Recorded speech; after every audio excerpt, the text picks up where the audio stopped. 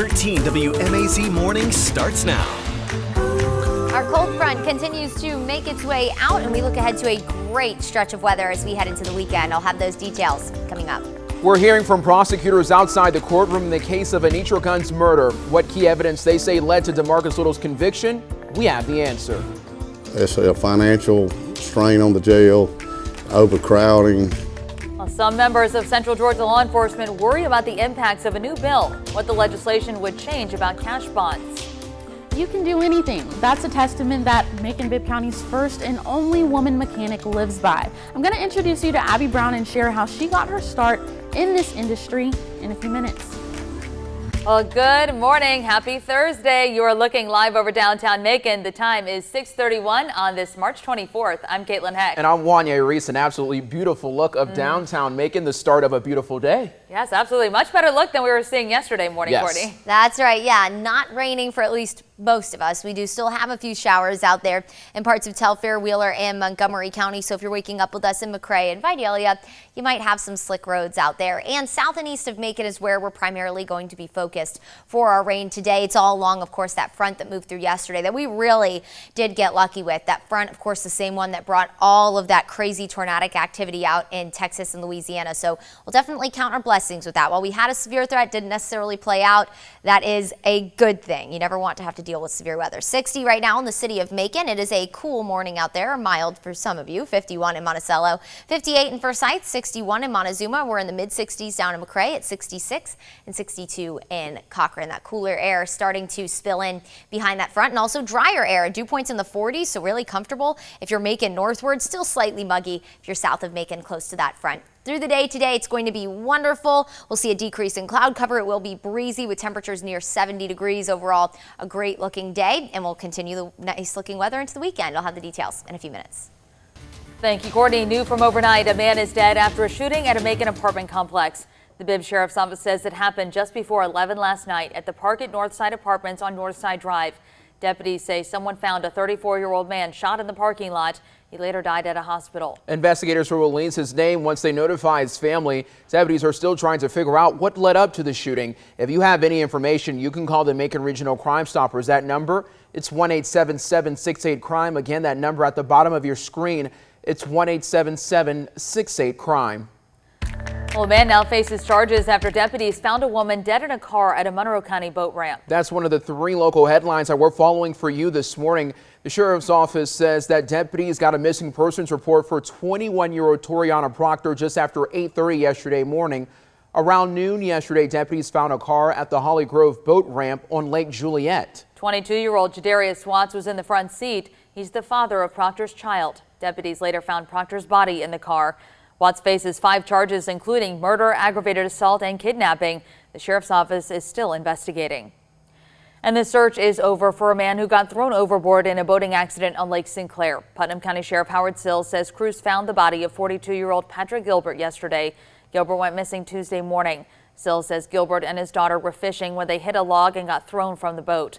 Gilbert's daughter was able to swim to shore and is okay. The time is 6:34 a.m. It's been over a week since jurors found DeMarcus Little guilty of felony murder in connection to the death of Fort Valley State University student Anitra Gunn. That verdict came after 7 days of trial testimony and 3 hours of jury deliberation.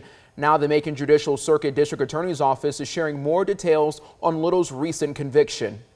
I would suggest that the defendant's own words, the defendant's own phone, and the defendant's own friend were several of the key pieces of evidence.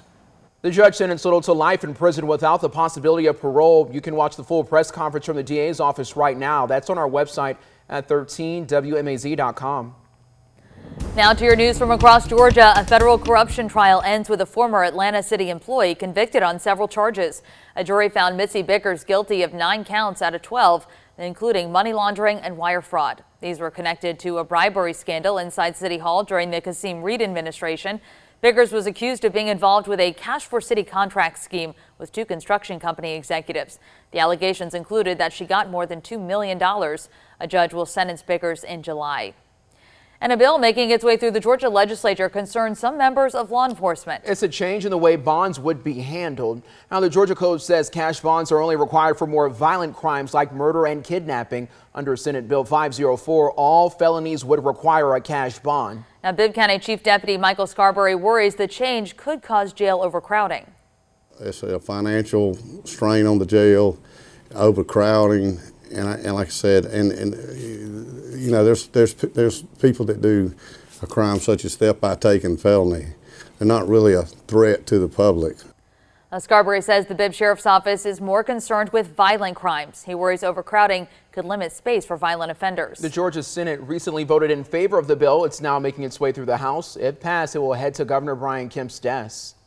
Georgia taxpayers could soon see some more money in their wallets. That's because special state income tax refunds are on the way. Yesterday, Governor Kemp signed the over $1 billion refund plan into law. The law gives refunds ranging from $250 to $500, depending on the type of filer. The refund will go to people who filed returns for both the 2020 and 2021 tax years. I know, I cannot wait for mine to come through.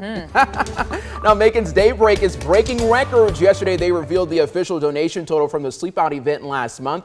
The nonprofit says it raised over $265,000. That's the most money they've ever raised. And get this, their goal this year was only $200,000. The Sleep Out event is in an effort to stand in solidarity with the homeless community.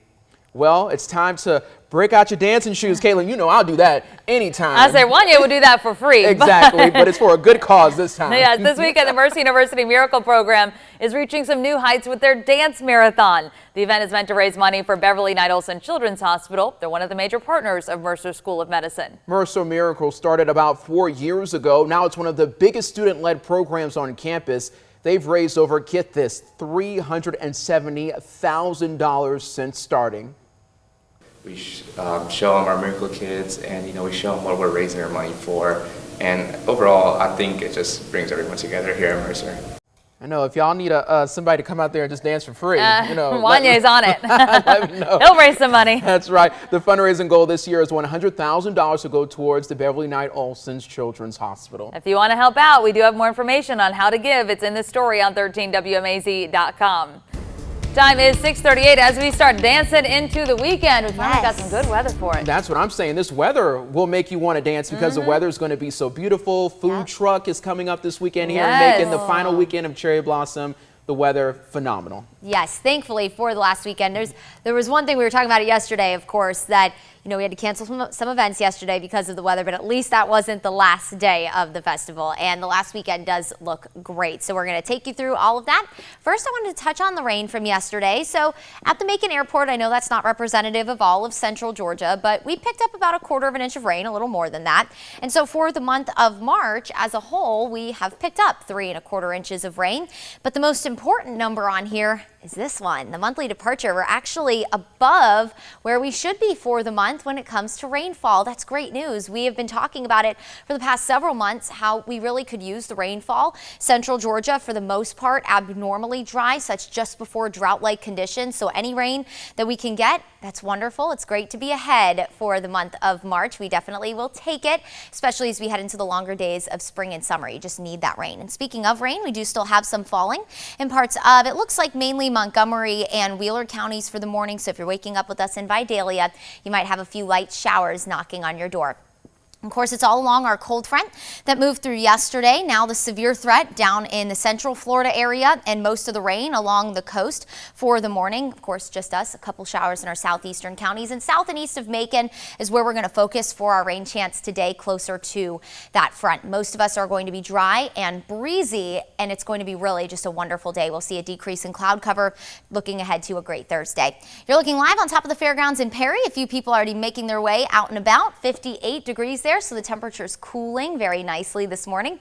58 degrees in the city of Perry. That northwest wind indicating that front passing. If you remember yesterday, that wind was surging out of the south ahead of our front, and now that has since changed. And with that northwest wind, we're pulling in cooler and drier air, so it's not going to be quite as muggy out there this morning. 61 in Macon and in Warner Robins, 58 in Forsyth, 54 in Thomaston. We're at 65 in Dublin and 66 down in McRae. So the closer you are to that front, of course, you're a little more muggy. You're also warmer start this morning. We are slightly breezy, temperatures, wind speeds anywhere between 3 to 8 miles per hour. We've passed the temperatures already. And we are going to be breezy as we go through the next several days. In fact, over the next 7 days, the only day that's going to have a calm wind is going to be Monday. And it looks like our breeziest days are going to be tomorrow and Saturday. And this is why. So, of course, today's wind, thanks to our front that's going to continue to push off the coast, wind is caused by a pressure difference, and a front is an area of lower pressure. So that's going to offer us that breeze, 15 to 20 mile per hour wind gusts expected today. Now tomorrow, we're going to have a weather system push in from the west. Currently, it's building out in Texas. This could maybe offer us a stray shower, but the closer you get to a center of circulation of low pressure, you're windier. So since that's going to pass by to our south tomorrow, we will have those wind gusts bump up into that 20 to 25 mile per hour range. And then there's one more. We have a front that moves in on Saturday. That's going to keep that breeze going into the weekend and cool us down slightly as we head into Sunday. So for that last weekend of Cherry Blossom Festival, like we were talking about, just stunning. Get out and enjoy it. The mornings will be chilly. We'll wake up in the mid 40s tomorrow and then low 40s Saturday, maybe some upper 30s on Sunday, but thankfully nothing below freezing. Upper 60s for the afternoon as we head into Friday and Saturday. Maybe a stray shower tomorrow as that weather system rolls by, but Sunday will feature lots of sunshine, so get out and enjoy it if you haven't gotten to make your way out to the festival. Next week, for the start of it, we stay dry. Good news for all of you heading out on spring break next week. We'll look ahead to potentially our next front as we head into Thursday, so we have a nice dry and warm stretch of weather ahead of us. We'll be cooler through the weekend though, of course. A few showers today and tomorrow, and then dry and mild through the weekend. We're back in the mid 70s Monday and then low 80s on the way for Tuesday and Wednesday of next week.